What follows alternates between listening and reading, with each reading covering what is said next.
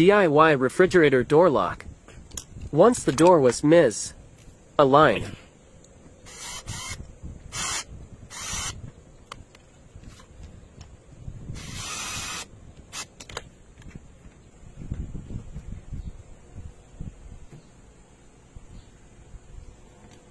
Release. Yun o. So, magiging double lock na siya mga idol. If ever na bibigay uli ito dahil binabalibag, yan, may double lock. So, kung napapansin nyo guys, medyo dumikit naman. Ayan. Dito, dikit na dikit siya. If ever na recurrent itong issue na to, maglalagay na lang tayo dito ng pinaka-lock niya. So, to do that, gagawa tayo. Kasi tingnan nyo ha, buksan natin. Okay. So, sinarado natin, normal na close. Meron pa rin siya. Oh. Yan. Tingnan nyo yung clearance ha. Oh, samantala dito, walang clearance. Yan, walang clearance, di ba? Oh, lapit na rin. Walang clearance. Ito yung sinasabi ko na walang clearance ha. Yan.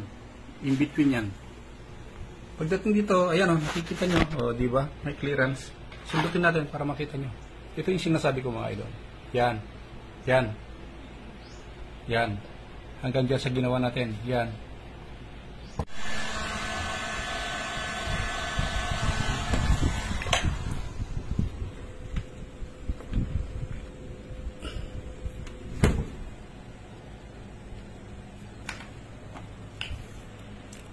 So yan, medyo umokay siya.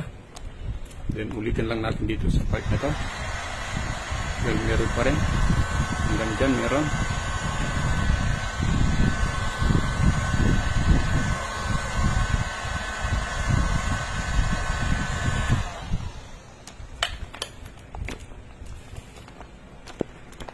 Medyo iangat natin. Yan lang yan. Yan. So, nagdikit naman mga idol. Pero, nadagdagan na yung punit. Yan. Yung punit na yan, pwede naman natin ito i-silicone.